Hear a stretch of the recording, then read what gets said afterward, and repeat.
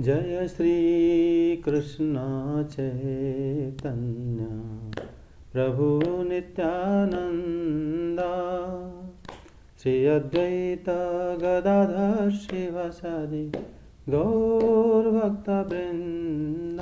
जय श्री कृष्ण चैतन्य प्रभु नित्यानंद श्री अद्वैत गदाधर शिवासादि गौर भक्तवृंद। हरे कृष्ण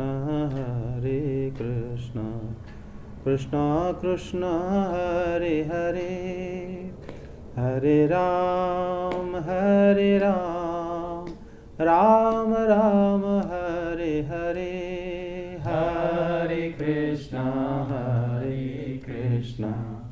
कृष्ण कृष्ण हरे हरे, हरे राम राम राम हरे हरे। हरे कृष्ण कृष्ण कृष्ण हरे हरे, हरे राम राम राम हरे हरे। हरे कृष्ण कृष्ण कृष्ण हरे हरे, हरे राम राम राम हरे हरे। हरे कृष्ण कृष्ण कृष्ण हरे हरे, हरे राम राम राम हरे हरे। हरे कृष्ण कृष्ण कृष्ण हरे हरे, हरे राम राम राम हरे हरे। हरे कृष्ण कृष्ण कृष्ण हरे हरे, हरे राम राम राम हरे हरे। हरे कृष्ण कृष्ण कृष्ण हरे हरे, हरे राम राम राम हरे हरे। जय हरि नाम संकीर्तन की जय। श्री कृष्ण चैतन्य प्रभु नित्यानंद श्री अद्वैत गदाधर शिवासादि गौर भक्तवृंद की जय। जय श्री बलराम, जय श्री सुभद्रा, जय श्री जगन्नाथ, जय श्री सुदर्शन देव की जय। भक्ति देवी तुलसी माता की जय। ग्रंथराज श्रीमद् भागवतम की जय। जय जय श्री राधे श्याम। श्रीमद्भागवते महामुनि कृते किं वा पररेश्वरः सद्य हृदयवरुधे अत्र कृतिभिः शुश्रुभिः तत्क्षणा निगमकल्पतरुर्गलितं फलं शुकमुखादमृतद्रवसंयुतं पिबत भागवतं रसमालयं मुहुरहो रसिका भुवि भावुकाः। नारायणं नमस्कृत्यं नरं चैव नरोत्तमं देवीं सरस्वतीं व्यासं ततो जयमुदीरयेत्। नष्टप्रायेषु भद्रेषु नित्यं भागवत सेवया भगवतोत्तम श्लोके भक्तिर्भवति नैष्टिकी। श्रीमद् भागवतम प्रथम स्कंद 12 अध्याय श्लोक 18। युधिष्ठिर ने कहा, महात्माओं, यह बालक क्या अपने उज्जवल यश से हमारे वंश की पवित्र कीर्ति महात्मा राजऋषियों का अनुसरण करेगा? यहाँ पर जैसे पिछले श्लोक में कहा गया है कि उनका नाम वो विष्णुरात रखे, क्योंकि तस्मा नाम विष्णुरात इति लोके बृहत्स्वभाः भविष्यति न संदेह महाभागवत महान। बोले कोई संदेह नहीं कि ये महाभागवत होंगे और इनका नाम जो है विष्णुरात होगा, क्योंकि रातव्यो अनुग्रहार्थाय विष्णुना प्रभ विष्णुना।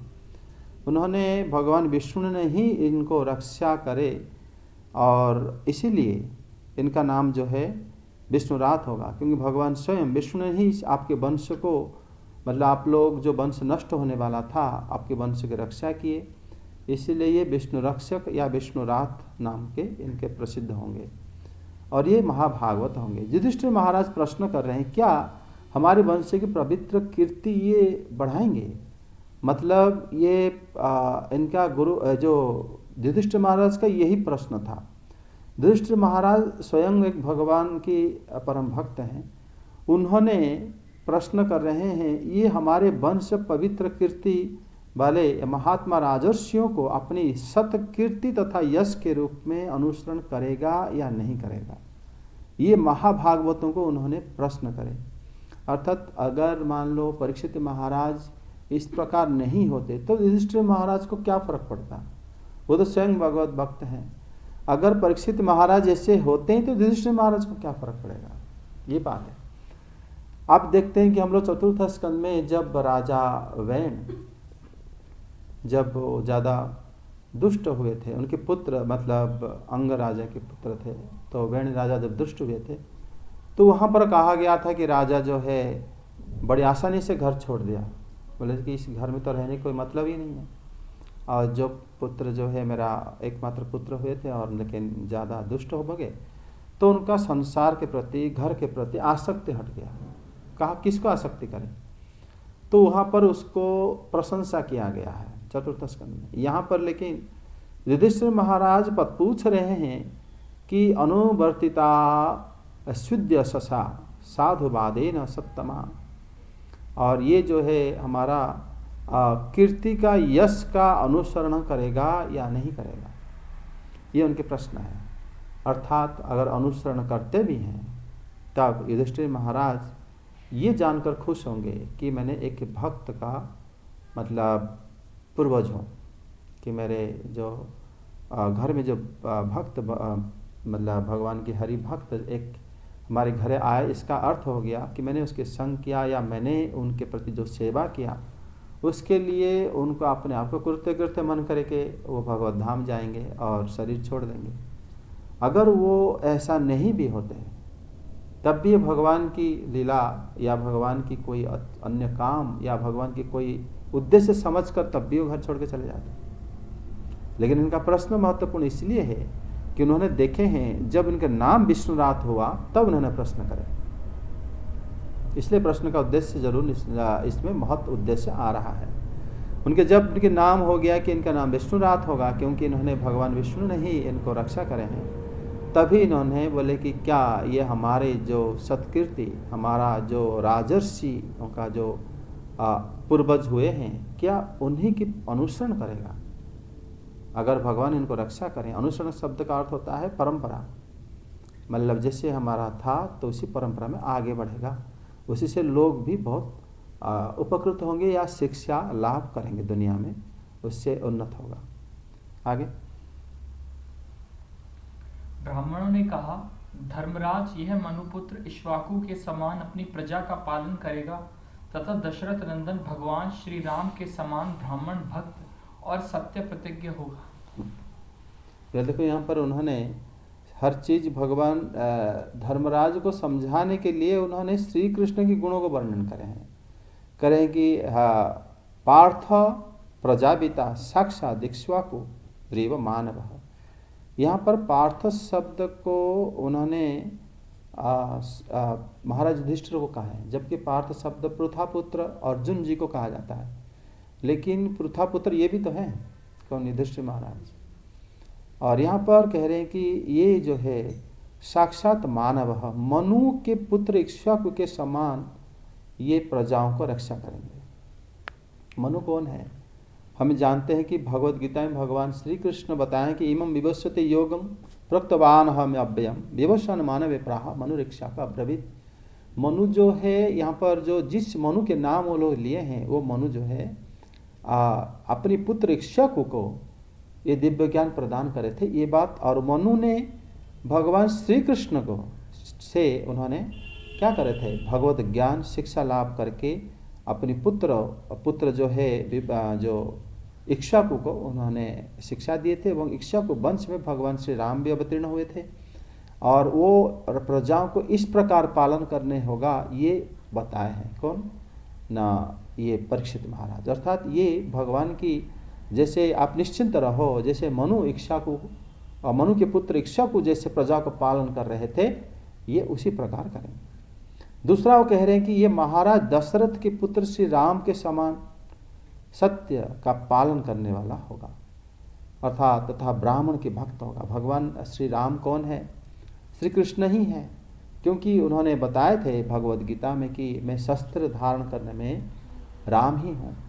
मतलब उन्होंने बताया ना कि राम शस्त्र भृतामह पवना तस्मी अपवतास्मी और राम शस्त्र भूतामह, मैं मतलब पवित्र करने वालों में से वायु हूँ और शस्त्र धारण करने वालों में मैं श्री राम हूँ, भगवान बताए हैं।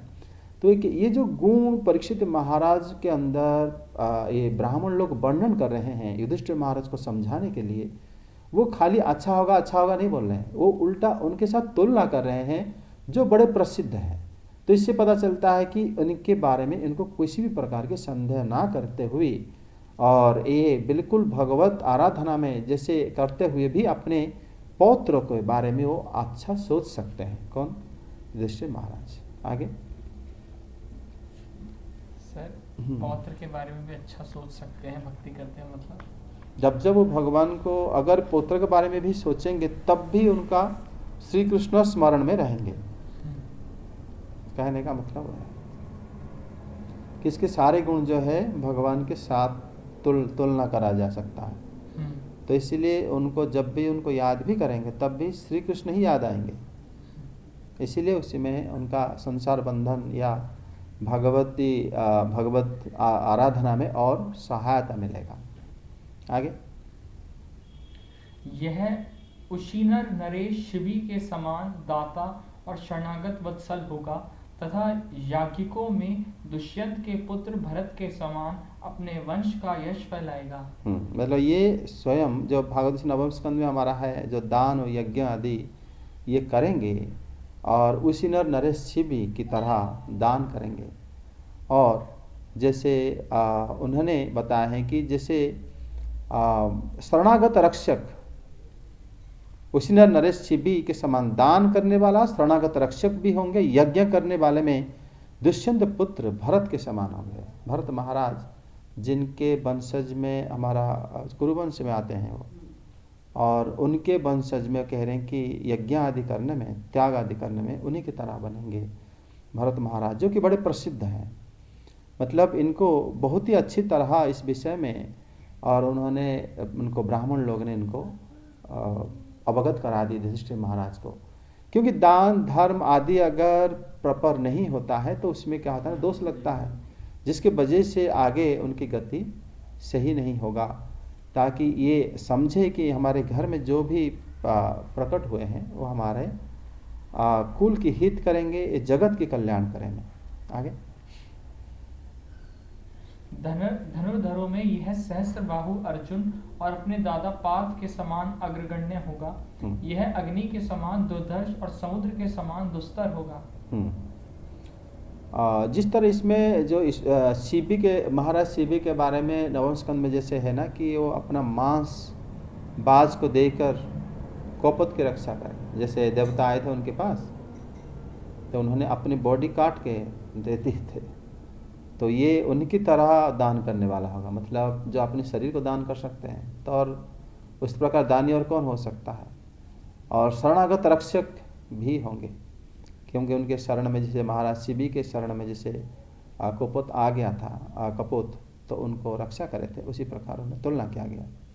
अभी ये कहा गया है कि इन्होंने धनुर्धारियों में से सहर्षा अर्जुन 2 कहा गया है, अर्जुन और 2, मतलब 2 अर्जुन की तरह होगा। एक अर्जुन हो गए सहस्रबाहु अर्जुन, जिनको मतलब विश्वामित्र जी ने सॉरी हमारे भगवान परशुराम जो अवतार लिए उनकी सारी भुजाएं को काट दिए थे। और एक है गांडीवधारी अर्जुन, भगवान के मित्र हैं। ये कह रहे हैं कि अर्जुन यो, यहाँ पर जो 2 अर्जुन यो, दोनों अर्जुनों को की तरह अग्रगण्य होगा। ये अग्नि के समान दुर्दश और समुद्र के समान दुस्तर।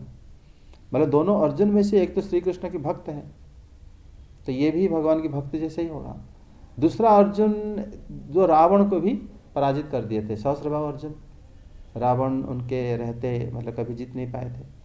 तो वो इसलिए मतलब दोनों को तुलना करके यहाँ पर भक्ति को भी बोल दिए हैं कि ये जैसे ये अर्जुन भगवान के मित्र हैं और भक्त हैं, ये भी उसी तरह होंगे। आगे, यह सिंह के समान पराक्रमी, हिमाचल की तरह आश्रय लेने योग्य, पृथ्वी के सदृश तितिक्षु और माता पिता के समान सहनशील होंगे। देखो यहाँ पर हिमालय और जो है माता पिता यहाँ पर कहा गया है कि पृथ्वी के समान तितिक्षु ना, और सिंह के समान पराक्रम, हिमालय के समान सेवनीय तथा पृथ्वी के समान तितिक्षु और माता पिता के समान सहनशील होंगे। तो इस श्लोक में जो हिमालय शब्द है, हिमालय भी भगवान श्री कृष्ण के साथ संबंधित है। भगवद गीता में भगवान बोले हैं ना कि स्थावराणां हिमालय, मैं ही सारे स्थावरों में से हिमालय हूँ। अभिभूत योग में बताया जाएगा 10वें अध्याय में। तो उसमें भी मतलब ये भगवान श्री कृष्ण की गुण को ही बता रहे हैं। और ये जो आपका पौत्र है ये पृथ्वी के समान तितिक्षु होंगे, मतलब जो पृथ्वी जैसे क्षमा कर देती है हमें, वो क्षमा गुण पृथ्वी से सीखा जाता है। एकादश स्कंद में जो दत्तात्रेय जी बताए हैं कि जो गुरु में से एक 24 गुरु में से पृथ्वी एक गुरु है जो सबको क्षमा कर देता है। हम कहते हैं निर्जीव, निर्जीव नहीं है। पृथ्वी जो है अपना कोई उसमें गड्ढा करता है, कोई उसमें सो जाता है, कोई उसमें मतलब मल मूत्र त्याग कर देते हैं, कोई इसमें घर बना लेता है, कोई इसमें कुछ भी कर लेते हैं, वो सबको क्षमा कर देता है। और इसी प्रकार पृथ्वी जो है ये इन जो आपके जो पुत्र हैं ये सबको क्षमा करने वाला गुण में पृथ्वी जैसे होगी। आगे,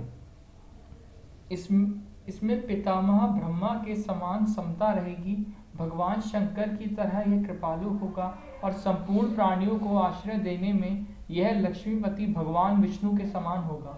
मतलब श्री ब्रह्मा, श्री शिव और श्री विष्णु का जो गुण है वो श्रेष्ठ मतलब गुणों के लिए ही इनको यहाँ पर कहा गया है। जीवों की कल्याण श्री विष्णु में ही है, इसी में ही उन्होंने ये सब प्रवेश कर जाते हैं और ये गुण आपके पुत्र में, आपके पौत्र में है। आगे, यह समस्त सद्गुणों की महिमा धारण करने में श्री कृष्ण का अनुयायी होगा, रंती देव के समान उदार होगा और ययाति के समान धार्मिक होगा। हाँ, ये मतलब महाराज यजाति और रंतिदेव इस सब के बारे में भागवत में हम लोग आगे अध्ययन करेंगे। ये सारे महान गुणों को बताया गया है। सभी सद्गुण अगर कोई धारण करता है, श्री कृष्ण का अनुयायी होने से सब सद्गुण आ जाता है। तभी यहाँ पर बताया गया है कि ये जो है सारे सद्गुणों को सर्व सद्गुण महात्म्य कृष्णम अनुव्रतः, ये सारे सद्गुणों को ग्रहण करने में श्री कृष्ण की अनुयायी जैसे ही होगा। और ये जो है आपके पौत्र महाराज रंतिदेव के समान उदार, ययाति के समान धार्मिक होंगे। और आगे, धैर्य में बलि के समान और भगवान श्री कृष्ण के प्रति दृढ़ निष्ठा में यह प्रहलाद के समान होंगे। यह बहुत से अश्वमेध यज्ञों को करने वाले और वृद्धों का सेवक होंगे। मतलब यहाँ पर देखो प्रहलाद भी कहा गया है भगवान के जो भक्त, जबकि भगवद गीता में भगवान बोले हैं 10वें अध्याय में कि प्रहलादश्चास्मि दैत्यानां, मैं खुद सारे दैत्यों में से मैं प्रहलाद हूँ। मतलब यहाँ पर भगवान जब हर एक अच्छे अच्छे गुण जितना है वो सारे भगवान की वजह से ही उनके पास होता है, या कह भी सकते हो कि वो भगवान की विभूति है। तो यहाँ पर ये भक्त प्रहलाद के समान बड़े निष्ठावान और यश अनेक अश्वमेध करने वाले यज्ञ करने वाले होंगे। और ये जो है बलि, महाराज बलि के समान जो है श्री कृष्ण में धर्म युक्त रहेंगे, धैर्य युक्त। महाराज बलि बहुत ज़्यादा धैर्य था। भगवान ने उनके पास सब कुछ छीन कर भी उनको बंदी बना दिए थे बलि महाराज को, ठीक है। उसके बावजूद भी अपना धैर्य नहीं खोया था और फिर दान देने के लिए तब भी तैयार था वो। बलि महाराज के गुण बड़े अद्भुत हैं, वो अष्टम स्कंद में आएगा। आगे, इसके पुत्र राजऋषि होंगे, मर्यादा का उल्लंघन करने वालों को यह दंड देंगे। यह पृथ्वी माता और धर्म की रक्षा के लिए कलयुग का भी दमन करेंगे। मतलब इनके पुत्र सारे जो राजर्षि के उत्पन्न ये करेंगे, मतलब इनके जो पुत्र हैं ये मत भूलो कि ये राजा है उनके पुत्र लोग थोड़ा अच्छा राजा नहीं होंगे, कह रहे नहीं, ये इनके जो पुत्र होंगे ये भी मतलब श्री कृष्ण के बड़े बड़े भक्त बने, क्योंकि उनको राजर्षि कहे के ऐसा राजर्षिणांग जनयिता, इनसे राजर्षि जन्म होंगे, जो लोग राजा होके भी ऋषि की तरह रहते हैं। ठीक है, तो जिसमें जगत का और कल्याण होगा, इसलिए आप चिंता मत करो। आगे, ब्राह्मण कुमार के शाप से तक्षक के द्वारा अपनी मृत्यु सुनकर यह सबकी आसक्ति छोड़ देंगे और भगवान के चरणों की शरण लेंगे। मतलब उन्होंने जब ब्राह्मण की श्राप जब होगा, उसके बाद उन्होंने जो सुनेंगे, क्या सुनेंगे? भागवत सुनेंगे। ठीक है, विरक्त होकर भगवान के चरणों में शरणागति होकर उन्होंने क्या करेंगे ना, ये सब भगवान की जो भागवत कथा को श्रवण करेंगे। इसलिए यहाँ पर कहा गया है, द्विजपुत्रेप सार्जितात तक्षकात आत्मनः मृत्युं उपसृत्य मुक्त संग हरे पदम प्रपश्यते। मतलब यहाँ पर जो कहें कि मृत्युं उपसृत्य, मृत्यु के बारे में जब वो सुनेंगे, उपसृत्य शब्द का अर्थ होता है निकट में सुनेंगे, मतलब बड़े पास में, और भगवत कथा भी बड़े पास में जाके सुनेंगे, ऐसा नहीं उनके गुरु अकेला बिठा के सुनाएंगे। इस प्रकार आपकी पौत्र की गुण है, और इसलिए आप जो है उनकी तरफ से सारे अच्छे गुण उनके अंदर है। आगे, राजन व्यास नंदन सुखदेव जी से यह आत्मा के यथार्थ स्वरूप का ज्ञान प्राप्त करेंगे और अंत में गंगा तट पर अपने शरीर को त्याग कर निश्चय ही अभय पद प्राप्त करेंगे। हाँ, मतलब व्यासो सुतात मुनेः असौ आत्मयात्मात्मम जिज्ञासितम इदम गंगायाम हित्वा अकृत भयं यास्यति। ये जो जिज्ञासा करेंगे, जिज्ञासा मतलब श्री सुखदेव गोस्वामी से जिज्ञासा करेंगे। जिज्ञासा शब्द का अर्थ होता है इच्छा नहीं होता, जिज्ञासा जिस बात को आप इच्छा करते हो, अपने मन में बहुत कुछ आ जाता है, उसको अगर इच्छा करे वो जिज्ञासा नहीं होता। जिज्ञासा तो होता है बड़ी पुण्य प्रताप से आपके मन में एक बार जो है भगवान के संबंध में जिज्ञासा होता है, तभी जाके आप मन में ये बात निश्चित होके बड़े पुण्य प्रताप से ही जिज्ञासा आता है, ये समझ लेना चाहिए।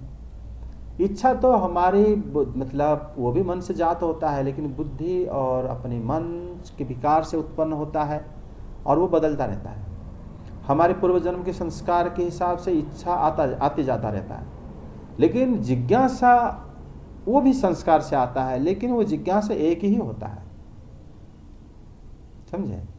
जिज्ञासा जो है एक ही है। जबकि परीक्षित महाराज ने जिज्ञासा एक ही जिज्ञासा करे थे कि मृत्यु समय उपस्थित होने पर हम क्या करना चाहिए, यह उनकी जिज्ञासा है। प्रथम स्कंद की अंत में प्रश्न वो करेंगे। तो इसी में जो जिज्ञासा आया उनके संस्कार से आया है। उन्होंने जिज्ञासा के समय ये भी बताया था कि सारे लोगों के क्या कर्तव्य है और मृत्यु समय उपस्थित होने से क्या कर्तव्य। मतलब उन्होंने जिज्ञासा में भी जगत के कल्याण के बारे में ही प्रश्न करे थे। तभी सुखदेव गोस्वामी पाद पहले प्रश्न को ही बड़े प्रशंसा करे थे कि ये प्रश्न बड़े महत्वपूर्ण प्रश्न है कि मनुष्य का कर्तव्य निर्धारित करना।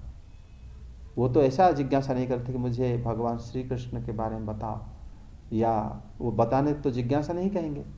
जिज्ञासा होता है जो जानने की इच्छा हो, और जानने की इच्छा कोई भी एक प्रकार के संस्कार आपके अंदर अगर जात है, अगर आपके अंदर है, तभी आप कितने भी आड़े मौके पर आने पर भी आपका जिज्ञासा जरूर जनहितकर होता है, उसमें अपना हित भी सम्मिलित हो जाता है। तो उन्होंने बताया कि ये जिज्ञासा करेंगे, जिज्ञासा करके फिर आप गंगा नदी के किनारे वो मुक्त होंगे। आगे, ज्योतिष शास्त्र के विशेषज्ञ ब्राह्मण राजा युधिष्ठिर को इस प्रकार बालक के जन्म लग्न का फल बतलाकर और भेंट पूजा लेकर अपने अपने घर चले गए। मतलब इति राज्ञे उपदेश जातक कोविदा सर्व विप्रा। देखो सब लोग चले गए, मतलब जब चले गए तो उसी को एक श्लोक में बताने की क्या आवश्यकता है कि नहीं? जो उसके बाद तो दूसरी बात बताना चाहिए। यहाँ पर देखो चले गए, फिर भी इसके अंदर महत्वपूर्ण बात है तभी बताया गया। इति राज्ञे उपदेश्य, जातक कोविदा सर्वे विप्रा लब्धा अपचितया संतः स्वकान गृहान प्रति जग्मोह। जो इति शब्द को कहा गया है यहाँ पर, इति मतलब इति राज्ञ उपदेश्य, जो इस तरह उन्होंने जब सारे उपदेश दिए, वो लोग कौन ना, वो लोग जातक को विदा, जातक को विदा का हो गया जो ज्योतिष वगैरह जानते हैं। ज्योतिष वगैरह जानकर उन्होंने क्या करे ना, इस प्रकार भगवान श्री कृष्ण की जो गुणों को उन्होंने बताया, तभी ये ऐसा है कि योग्य पुत्र उनके घर में मतलब जन्म हुए हैं, जिनका मृत्यु भी बड़ा सुखमय है और उनका जन्म और उनका कर्म बड़ा सुखमय है। इस तरह मृत्यु तो और किसी को मिलेगा भी नहीं, जैसे परीक्षित महाराज को मिला है, क्योंकि उनके गुरु उनके सामने बैठे हैं, भगवत ज्ञान बता रहे हैं और सारे साधु समाज बैठे हुए हैं। उसी समय उन्होंने, अंत समय है उनका, बाकी सबका तो अंत समय अकेले में बिटता है कि नहीं। मतलब इतने जो इति राज्ञ उपदेश, इस प्रकार जो उपदेश उन्होंने कर दिए, जातकों को भी दहा, ये जातकों को भी, जो जातक जानने वाले हैं या जो लोग मतलब क्या कहते हैं ज्योतिष शास्त्र जानने वाले हैं, वो लोग इस प्रकार कैसे बताए, जो श्री कृष्ण की सारे गुणों के साथ ये आपके जो पुत्र घर में प्रकट हुए हैं, ये सब बतलाकर उन्होंने राजा द्वारा पूजित होकर चले गए, राजा उनको पूजा करे। लेकिन इस श्लोक में ये महत्वपूर्ण है कि इति राज्ञ उपदेश्य विप्रा, उन्होंने इस प्रकार जब राजा को उपदेश करे, ये इस प्रकार शब्द से परीक्षित महाराज के सारे गुणों इसके अंदर रह जाता है। ठीक है, जब उन्होंने इस प्रकार उपदेश करे तो राजा उनको क्या करे, पूजा करे। समझे, राजा इसलिए पूजा नहीं करे कि ये लोग जो ब्राह्मण है तो मैं पूजा करूं, या ये लोग सारे मेरे पुत्रों को बारे में, मतलब पुत्र के बारे में बहुत अच्छे अच्छे बात बताए तो उनको पूजा करना चाहिए, नहीं। इन्होंने जातकों को भी तथ्य, मतलब माने ये लोग सारे लोग जो भविष्य गणना होता है जातक के हिसाब से सब गणना करे थे, और गणना करके वो लोग ये भी बताए किस प्रकार से, ऐसा नहीं बताया कि भविष्य में क्या होगा, ये भी बताया कि गर्भ के अंदर क्या हुआ था, सब कुछ बताए थे गणना करके कि ये शिशु ऐसे ऐसे ऐसे ऐसे। तब युधिष्ठिर महाराज बड़े आश्चर्यचकित हो गए थे, और वो युधिष्ठिर महाराज उसके बाद उनको श्री भगवान के एक के मतलब योग्य पुत्र उनके घर में पाकर, और ये सारे ब्राह्मण जो कि योग्य ब्राह्मण है, वो समझकर उनको पूजा करे, जिससे सारे ब्राह्मण जो है अपने अपने घर चले गए, और ऐसे ही राजा उनको पूजा करे थे। आगे, क्योंकि योग्य पुत्र अगर रहता है तो मृत्यु सुखमय होता है। अगर आप देखोगे कि मेरा पुत्र बहुत होना है और सब कुछ सारे अच्छे गुण हैं, तब आपको मृत्यु समय में आनंद आएगा कि मुझे कोई चिंता नहीं, अब पहले से मुक्त हो जाओ, है कि नहीं। अगर आपको टेंशन है, घर सब कुछ सब प्रॉब्लम चल रहा है, तो आपको जीवन भी कठिन हो जाएगा, मतलब बिताना, प्लस मृत्यु समय और कठिन लगता है।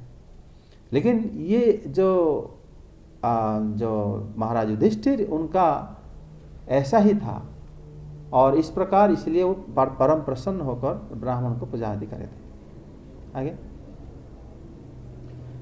वही यह बालक संसार में परीक्षित के नाम से प्रसिद्ध हुआ, क्योंकि वह समर्थ बालक गर्भ में जिस पुरुष का दर्शन पा चुका था, उसका स्मरण करता हुआ लोगों में उसी की परीक्षा करता रहता था कि देखे इनमें से कौन सा वह है। देखो, 100 लोक विख्यात परीक्षित इति, कहते हैं कि लोग उनको परीक्षित कहने लगे, विख्यात हुए, जबकि उनके नाम था विष्णुरात, है ना। ऊपर श्लोक में बताया गया था कि ये विष्णुरात होंगे, लेकिन यहां पर बताया गया कि ये परीक्षित नाम से बल्ला विख्यात हुए, ये परीक्षित नाम से विख्यात हुए। क्यों? क्योंकि इन्होंने यत प्रभु गर्भस्थ दृष्टम अनुध्यानम यह निरीक्ष्य परीक्षिते परीक्षता, वो निरीक्षण करके परीक्षा करने लगे जिनको उन्होंने गर्भ में देखे थे परीक्षित महाराज। मतलब श्री हरि के जो भगवान जिस प्रकार उनको दर्शन दिए थे, उसी प्रकार उनको उन्होंने हर जगह हर किसी से उन्होंने गर्भ में देखा हुआ भगवान को, पुरुष को चिंता करते हुए हर किसी को उन्होंने परीक्षा करने लगे थे। तो इस श्लोक में मतलब ये बताया जाता है कि परीक्षित महाराज जब भगवान को अगर कोई दर्शन करता है, वो भी गर्भ के अंदर, तो वो पूरे जगत में हमेशा अगर हर किसी को तुम भगवान है कि नहीं तुम ढूंढ रहे हो, अर्थात तुम किस प्रकार हो, ऋषि से भी बढ़कर हो। अगर हर किसी में तुम भगवान को ढूंढ रहे हो, ऋषि लोग भी जानबूझ के ज्ञान लेने के बाद भी नहीं ढूंढ पाते ये, लेकिन पैदा होते ही वो काम में लग गए थे। तो ऐसे राजा ये परीक्षित नाम से विख्यात हुए थे। आगे, जैसे शुक्ल पक्ष में दिन प्रतिदिन चंद्रमा अपनी कलाओं से पूर्ण होता हुआ बढ़ता है, वैसे ही वह राजकुमार भी अपने गुरुजनों के लालन पालन से क्रमशः अनुदिन बढ़ता हुआ शीघ्र ही सयाना हो गया। स राजपुत्र शुक्ल अन्वयम काष्ठभि अपूर्यमाणः, जैसे शुक्ल पक्ष की कला के द्वारा बढ़ता है चंद्रमा, ये जानते हो। चंद्रमा जो चंद्रकला जो बढ़ा था, कैसे बढ़ा था? भगवान शिव के आशीर्वाद से। तो भगवान शिव जब उनके आशीर्वाद दिए थे, दक्ष जी भी इसमें मतलब अनुमोदन करे थे, तभी जाके चंद्रमा की जो है क्या हुआ ना, उनका जो शुक्ल पक्ष में उनकी उत्तर वृद्धि होके पूर्णिमा में पूर्ण हो जाते हैं, फिर क्षय हो जाते हैं। ये वास्तव में हमारे लोगों के लिए जरूरत था संसार में, लेकिन उनके माध्यम में ये हुआ था। वो अपनी जो दक्ष की जो एक पुत्री रोहिणी देवी थी, उनके प्रति ज़्यादा आसक्त रहते थे। बाकी जो 27 कन्याओं से विवाह हुआ था उनका, नक्षत्र है सारे, उन बाकियों से उनकी ज़्यादा आसक्त नहीं था। और इसीलिए सब लोग उनके पिताजी को जब जाके मतलब कंप्लेन करे थे, तब दक्ष देव ने उनको श्राप दिए थे। तब फिर भगवान, फिर जब इन्होंने उसके उपाय ढूंढे, सबसे पूछे, ब्रह्मा जी से पूछे, तब फिर सब लोग आशुतोष भगवान शिव से उनके उपाय ढूंढने के लिए कहे थे। तो भगवान शिव जो है वो बड़े कृपालु होते हैं, और उन्होंने यही विधि, ये नियम बता दिए थे, जिसके वजह से हमारा जो सब कुछ संसार में चंद्रकला की वजह से ही हमारा बहुत कुछ मतलब संसार में होता है, उनके आप लोग जानते होंगे। तो जैसे चंद्रकला बढ़ना शंकर जी की कृपा से हुआ था, उसी प्रकार परीक्षित महाराज श्री युधिष्ठिर आदि पितृवर्गों की कृपा से ही बढ़े थे। जैसे वो भगवान शिव के आशीर्वाद से बढ़े थे, मतलब चंद्रकला बढ़ता है, उसी प्रकार परीक्षित महाराज भी उसी प्रकार बढ़े थे। मतलब उनको किसी ने आशीर्वाद दिए हैं। पहले तो भगवान के आशीर्वाद उनको मिला है, फिर युधिष्ठिर आदि सारे गुरुजन आदि उनको शिक्षा के माध्यम से ही बढ़े हुए हैं। इसलिए इस श्लोक में वही तुलना करा गया है। आगे, उनका इसी समय स्वजनों के वध का प्रायश्चित करने के लिए राजा युधिष्ठिर ने अश्वमेध यज्ञ के द्वारा भगवान की आराधना करने का विचार किया, परंतु प्रजा से वसूल किए हुए कर और दंड की रकम के अतिरिक्त और धन न होने के कारण वे बड़ी चिंता में पड़ गए। हाँ, मतलब उन्होंने कर दंडयो अन्यत्र अलब्ध धन दधो कर दंडयो, मतलब राजा के पास धन तो था, लेकिन वो अश्वमेध यज्ञ जो करना चाह रहे थे, लेकिन धन उनके पास नहीं था राजा हो गए। पहले हम इस बारे में डिस्कस भी कभी कभी करे हुए हैं कि युधिष्ठिर महाराज पास धन कैसे नहीं हो सकता, लेकिन था। वो कह रहे हैं कि धन कैसा था ना, वो धन था कर दंड, जो कर लोगों से लिए थे वही धन था। क्योंकि जो कर देने वाले होते हैं, प्रजाओं का जो धन है वो प्रजाओं को वापस करने के लिए होता है, कोई काम करने के लिए होता है, उसमें अपना खाना पीना भी नहीं करना चाहिए। यहाँ तक कि जो उसी धन में श्री कृष्ण की पूजा नहीं किया जा सकता, उसी धन से अपना खाना पीना भी नहीं कर सकते। यह आचरण जो है उनके नाम क्या, उसी में मतलब ऐसा धन उनके पास नहीं था जिसमें और वो यज्ञ आदि कर सके या भगवान को पूजा कर सके। उसके लिए धन अलग आपको लेना होगा। वो धन राजा कहाँ से लाएंगे? धन कर प्रजाओं से तो लेंगे, लेकिन वो राजा प्रजाओं का धन को नहीं ले सकते हैं। उल्टा उस राज्य में अगर कोई धन है जिसको ये ले सकते हैं, तो उसी को ही वो उस बारे में श्री भगवान ने फिर उनको बताए थे। तो इसी श्लोक में ये बताया गया कि धन कितना शुद्ध होना चाहिए भगवान को पूजा करने के लिए। समझे कि नहीं? अगर धन आपका शुद्ध नहीं है तो श्री भगवान को हम पूजा कर ही नहीं सकते। आगे। तो सर राजा के पास तो कर के अलावा धन होता ही नहीं है, तो कैसे कमाएगा धन? वही तो ये तरीका बताएंगे अभी। अच्छा बताएंगे।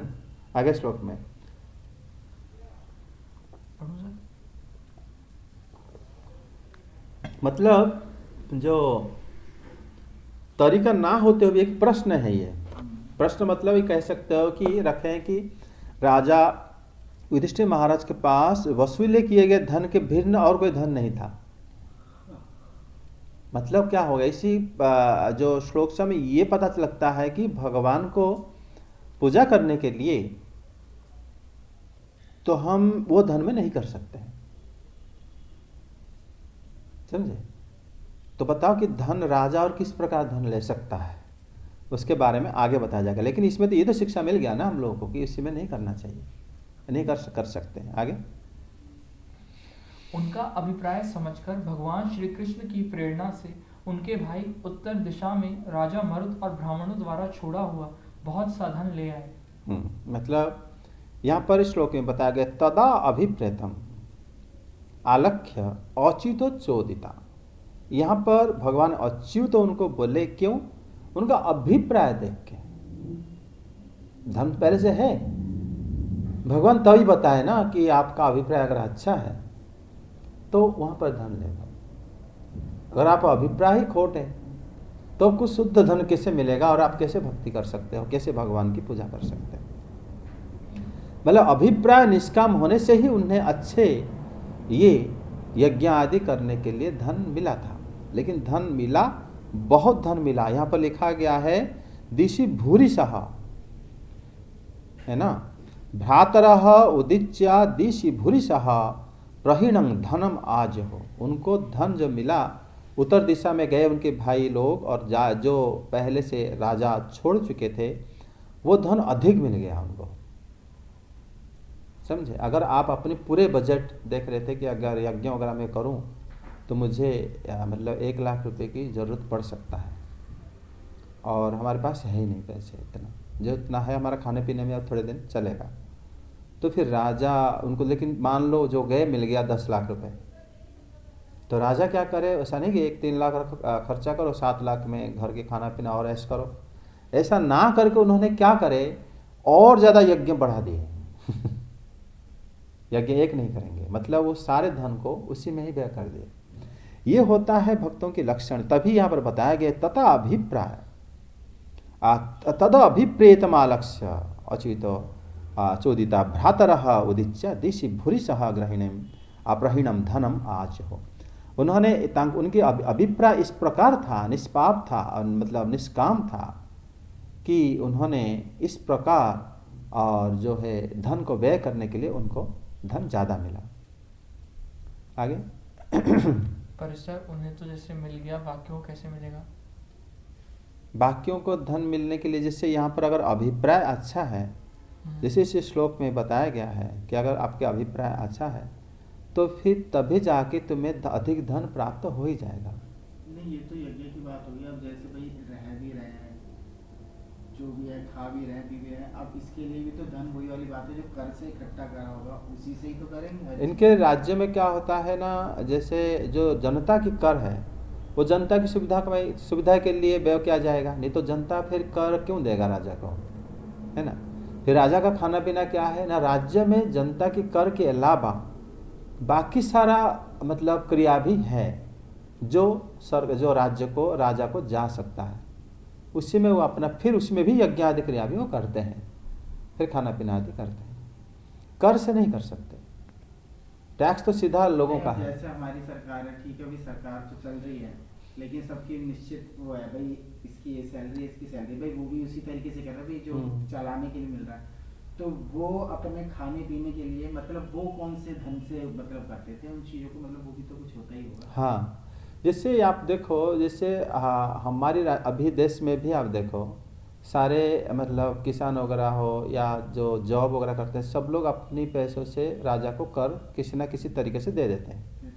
अभी तो नियम ऐसे हो गया है कि जो जीएसटी नियम में हर कोई कर देता है, चाहे आप कर के रूप में मत दो, टैक्स के रूप में आप कोई सामान खरीदो, जीएसटी कट गया, आपने सरकार पैसा ले लिया उससे। तो उससे भी अगर सरकार पैसा ले रहा है, वो हमें वापस करने के लिए लेता है। तो फिर आप बताओगे कि अब सारे जो सर मंत्रालय वो खाएंगे क्या? वो कौन से धन से वो लोग अपना खाना पीना भी करेंगे? अगर शुद्ध तरीके से करना है वो, तो आप देखो जीएसटी के हमारा जो लोगों के अलावा हमारे देश में और बहुत सारे धन संपत्ति भी है, वो भी उसमें भी देश का अधिकार है, राज्य का। जैसे मान लो जो विदेश की कोई कंपनी आके हमारे भारत में या कोई कुछ करा, वो हमारे लोगों का पैसा नहीं हुआ, वो तो हमारे लोगों को जॉब दे के उल्टा पैसा दे रहे, वो लोग टैक्स भी दे रहे हैं, तो वो पैसा सीधा गवर्नमेंट के पास चला जाता है, समझे। और हमारे जो भू संपत्ति, जो मतलब जंगल है, वन है, वहाँ पर जो भी फल फूल जो भी कुछ होता है, वो लोगों का नहीं होता, सीधा लोगों उनसे कोई बेनिफिटेड नहीं होते, वो सरकार का हो जाता है। ये लोग जो गए थे, ये वास्तव में उन्हीं राज्य में, उनके राज्य के अंदर एक के राजा पहले बहुत सारे धन छोड़े रखे थे, लेकिन वो जगह अगम्य होने के कारण कोई जा नहीं पा रहा था। लेकिन भगवान उसके रास्ता बताए कि वो इस तरह जाओ और वहाँ से ले आओ, समझे। तो इस प्रकार जो है सरकार के पास बहुत प्रकार धन संपत्ति रहता है। जैसे आप देखोगे किस जगह में यूरेनियम मिल गया नीचे, जमीन के नीचे, तो वो सरकार का हो जाता है, लोगों का तो नहीं होता। तो उसको क्या करते हैं ना, हमारा फिर न्यूक्लियर डील होता है जिसके साथ वो पैसा देता है। मतलब उनके अलावा जो धन है उसी में सरकार का या राजा का हाथ मतलब रहता है। उसी धन से वो निजे खाना पीना के साथ फिर लोगों के कल्याण अर्थ फिर काम करना चाहिए। लेकिन कर तो सीधा सीधा लोगों का है, उनका वापस करना होगा। अगर उतना वापस करोगे, लोग और सुविधा में रहेंगे जितना में रह रहे हैं। आगे। और सर अभिप्राय शुद्ध होना चाहिए कोई भी काम करने के लिए, वो कैसे? अगर देखो यहाँ पर बताया ना कि तद अभिप्रेतम आलक्ष्य, उनके अभिप्रेत को देखकर भगवान ने उनको बताए थे। अभिप्रेत क्या था? वो धन को देख रहे थे, धन वास्तव में उनका नहीं, हम कैसे करेंगे, परेशान थे, है ना। जब फिर उसमें फिर आप उधार लेके उसी धन से फिर आप खाना पीना करना पड़ेगा, फिर उसको फिर मूल मतलब उसका ब्याज सहित उसको देना पड़ेगा, ये सब आना पड़ेगा। मतलब ये सब अगर करेंगे तो जब परेशान थे और उनका मन नहीं मान रहा था कि इसको लेकर हम उपभोग करें, तभी भगवान ने उनको उपाय बताए थे। नहीं, इसमें एक चीज और थी, जैसे अगर वो कर के ऊपर भी अगर मान लो कर लेके उसको लगाकर अगर कोई यज्ञ आदि कर रहे हैं, जैसे किसी भी चीज के, जैसे बारिश होनी है, जैसे इंद्र देवता को पसंद करें, मतलब कुल मिला के अगर वो कोई भी ऐसा मतलब धार्मिक कार्य कर रहे हैं तो वो तो जनता की भलाई के लिए कर रहे हैं। भाई जनता के पास इतना पैसा नहीं हो बड़े बड़े यज्ञ कर सकते, तो कर का पैसा लगाने में क्या नुकसान है कि भाई वो तो क्योंकि जो उनका क्या होता है, राज्य में बहुत सारे नियम भी होता है। अचानक कभी मतलब अगर राज्य में भूखमरी पड़ता है, बारिश नहीं होती, तो राजकोष खोल देते हैं उनके लिए। फिर उस समय धन कहाँ से आएगा? इसलिए उनके धन को वो हमेशा सुरक्षित रखते हैं। अगर प्रजा इनकेस कुछ प्रॉब्लम में पड़ता है तो राजा के अलावा कहाँ जाएगा? मैं वही तो, मेरे को ऐसा और ये जो कार्य वगैरह, ये जो अच्छे राजा होते हैं जैसे महाराज युधिष्ठिर आदि राजा, ये मतलब उनका अभिप्राय इस प्रकार था कि उनको फिर प्रॉब्लम नहीं हुआ, वो फिर भगवान ने उनको धन दिलवा दिए। हाँ, क्योंकि कोई भी कार्य ऐसा तो नहीं है कि अपने लिए करते, जो करते हैं भाई अपने राज्य के लिए करें। हाँ, कर भी लिया भाई राज्य पे ही लगाना है। अब यज्ञ राज्य का व्यक्ति कर नहीं सकता, राजा में ही क्यों राज्य, अब राजा ने कर इकट्ठा करा है तो राज्य की सारी की भलाई के लिए यज्ञ में दान आदि भी करना पड़ेगा। हाँ, दान आदि भी करेगा तो सबको दान करना पड़ेगा और सारे राज्यवासियों को भी देना पड़ेगा। हाँ, फिर उसी में वो धन समाप्ति भी हो सकता है। फिर उसके बाद अगर कुछ मतलब, क्योंकि ये राजधर्म है, और इसमें अर्थशास्त्र अच्छे से रखना पड़ेगा। मैं वही उसके कह- बाद अगर कोई परेशानी आई तो फिर इस- राजा, उसके बाद अगर स्टॉक नहीं है कुछ भी धन, ये हमेशा सरप्लस धन में कहा जाता है, ये उनका लक्ष्य है, नियम है। नहीं, मैं तो बस ये कहता भाई धन तो किसी भी स्थिति में खत्म हो सकता है। हाँ मान लो कहीं से अगर मैं नहीं भी मिला तो उस हाँ, स्थिति में भी खत्म हो सकता हाँ, है, लेकिन कर तो फिर भी आता ही रहेगा और हाँ। आता भी रहेगा। तो बस ये थोड़ा लगा कि भाई मतलब राजा का ही है एक तरीके से धन, ठीक है वो जनता को मान के जनता पे ही लगा रहा है, लेकिन अगर वो यज्ञ भी कर रहे हैं तो वो भी जो इतना धार्मिक मतलब भगवान श्री कृष्ण को समर्पित करके सब कुछ कर रहा है, तो वो तो एक तरीके से जनता के लिए यज्ञ कर रहे हैं। हाँ, जो भगवान के श्री कृष्ण के समर्पित भक्त होते हैं वो नियम को और ज़्यादा कट्टरता से मानते हैं। दुर्योधन आदि जो थे राजा वो मानते नहीं थे, वो तो धन को बहुत ज़्यादा खर्चा करते थे दूसरे कामों में। लेकिन युधिष्ठिर जैसे महाराज वो तो बांट दिए धन इसका, ये धन इसका, अरे हमारा पैसा ही नहीं, हम लोग खाएंगे क्या? मतलब कितने, इससे पता चलता है कि ये इस श्लोक में खाली हमें राजनीतिक दृष्टि से इसको चर्चा नहीं करना चाहिए, इसमें धर्म दृष्टि से चर्चा करके देखो कि हरि भक्त के अंदर राजा होकर भी उसके अंदर भाव मन में वो दरिद्र है, ये बहुत बड़ी भाव नहीं है। अगर आपके पास कम से कम, अगर वो जिस प्रकार राजा थे उनके पास कम से कम लाखों करोड़ रुपए तो होगा ही, मिनिमम होगा, क्योंकि वो पूरे जम्बूद्वीप के राजा थे वो। तो 1 लाख करोड़ रुपए जिनके पास होता है वो अगर अपने आप को दरिद्र समझता है, सोचता है कि मैं खाने के लिए मेरे पास पैसा नहीं है, तो उस प्रकार मेंटेलिटी, उस प्रकार मन जिसके अंदर है, तो उसके हृदय कृष्ण नहीं रहेंगे तो कौन रहेगा? मतलब ये भाव को देखना पड़ा है। भाव वाली बात जैसे मैं कहता, जैसे कंस भी था वो भी कर वसूल कर, हाँ वो कर सकते थे, लेकिन वो जनता का भला नहीं कर रहे। हाँ, लेकिन ये कर वसूल कर रहे हैं, लेकिन जनता के लिए यज्ञ कर हाँ, रहे हैं, दान आदि भी कर रहे हैं। वो सोच रहे हैं कि मैं जनता को एक्स्ट्रा सरप्लस दूं, यज्ञ, उनके पैसा ना वापस करो, वो पैसा उनका है, जब चाहे ले ले। मतलब इतना इस प्रकार सोच जिसके अंदर है, तो उसके अंदर भगवान नहीं रहेंगे तो कौन रहेगा? ये बात सोचने वाली है। आगे मतलब जनता के लिए अपने हिस्से में से कुछ निकाल के दो, और उनका पैसा उनको वापस क्या करूं मैं? इसीलिए उनका सोच ही अलग है। अब भक्त हैं और उनके बारे में आप क्या कहोगे? भक्तों की गुण जिसे कहते हैं विज्ञ नबुझ है, वैष्णव क्रिया मुद्रा विज्ञ बुझे न बुझाए। जो विज्ञ व्यक्ति है, एक वैष्णव की जो उनके मन, उनकी सोच, उनके काम, उसको बुझाने समझाने पर वो समझ नहीं पाएगा। वो क्या इससे कैसे हो सकता है? इतने रुपए उनके पास है, ऐसे कैसे खाने के लिए क्या खर्चा हो जाएगा? ये तो अगर नहीं खाएंगे तो हम कैसे उसमें हम लोग राज्य पालन करेंगे? वो तो कह रहे हैं कि कुटुंब पोषण करने के लिए उनके पास नहीं था। समझ रहे हो? तो इस प्रकार सोच ही राजा को बड़ा बनाता है। कितने बड़े राजा थे वो। आगे उससे यज्ञ की सामग्री एकत्रित करके धर्म भीरु महाराज युधिष्ठिर ने 3 अश्वमेध यज्ञों के द्वारा भगवान की पूजा की।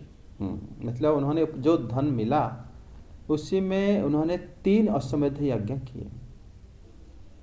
मतलब उसमें वो नाम संकीर्तन आदि करके भी वो पाप मुक्त हो सकते थे, अपने पाप के लिए नहीं कर रहे थे। वो अन्य राजाओं क्षत्रिय धर्म शिक्षा दे रहे थे कि यज्ञ करनी चाहिए, अन्यथा एक भक्त निष्पाप होने के लिए थोड़ी यज्ञ कर रहे थे। युधिष्ठिर महाराज जैसे राजा तो वो तो हरि नाम अगर ले लिए, भगवान को स्मरण कर ले, तब भी निष्पाप हो जाते हैं, भगवत धाम जा सकते हैं। अपने पवित्र के लिए नहीं, बल्कि संसार को शिक्षा देने के लिए। और वो चाह रहे थे अगर राजा के जैसे इतने सारे राजा उनके अधीन थे, वो सारे राजाओं को शिक्षा दिए। और जब ज़्यादा धन मिला, एक यज्ञ के बारे में सोच रहे थे, उन्होंने 3 यज्ञ करे। यज्ञ बहुत खर्चा होता है, तो उन्होंने सब कुछ करके क्या करे न, श्री हरि की आराधना करे है। मतलब यज्ञ ही हरिम असमयजत, उन्होंने उनका उद्देश्य वही था, भगवान को आराधना करना है, मुझे इस माध्यम से करना है। समझे? आगे युधिष्ठिर के निमंत्रण से पधारे हुए भगवान ब्राह्मणों द्वारा उनका यज्ञ संपन्न कराकर अपने सुहृद पांडवों की प्रसन्नता के लिए कई महीनों तक वहीं रहे। देखो यहाँ पर बताया गया है कि जो उन्होंने तो यज्ञ करे और युधिष्ठिर महाराज ने उनको निमंत्रण दिए थे और भगवान आए और फिर उनको प्रसन्न करने के लिए भगवान वहाँ पर रुके। मतलब सभी भक्तों को उन्होंने प्रसन्न करने के लिए प्रिय कामया या अप्रिय कामया कतिचिन मासान उवास, कुछ महीने रुके। मतलब कोई उनको पसंद कर रहा है ये बात कैसे पता चलता है? क्योंकि जे यथा माम प्रपद्यन्ते तांस तथैव भजामि, आप भगवान को कितना पसंद कर रहे हो ये बात भगवान को पता है, तभी अनुरूप उन्होंने वहाँ पर उन्होंने उतने उनको प्रसन्न करने के लिए ही भगवान वहाँ पर रुके रहे। नृपम याजयित्वा सुहृदं प्रिय कामया, जो सुहृद थे उनके प्रिय करने के लिए कितचेन मासन उवास, कुछ महीना वहाँ पर निवास करें। आगे लेकिन सर एक प्रश्न आ सकता है कि भगवान जो जिस भाव में भजन करता है उसी भाव में रहते हैं उनके साथ, तो फिर कुछ महीने क्यों रहे, हमेशा क्यों नहीं रहे? यहाँ पर जो उनको प्रिय काम्य करके रहे, उनको अच्छा लगेगा तभी रुके, ये श्लोक की यही हमें शिक्षा मिलता है कि भगवान जैसे अगर आप उनको याद कर रहे हो, आपको याद करते हुए वो कुछ महीने मतलब वहाँ पर रुके रहे, आपके लिए यही बात यहाँ पर सिखाया जा रहा है। लेकिन 3 मास क्यों रहे ये बात तो अगले श्लोक में पता चलेगा, आगे पता चलेगा। लेकिन रुके तो है और उनको पसंद करने उनको मतलब प्रसन्न करने के लिए रुके, यही बात समझना चाहिए। समझे इस श्लोक से आगे? शौनक जी, इसके बाद भाइयों सहित राजा युधिष्ठिर और द्रौपदी से अनुमति लेकर अर्जुन के साथ यदुवंशियों से घिरे हुए भगवान श्री कृष्ण ने द्वारका के लिए प्रस्थान किया।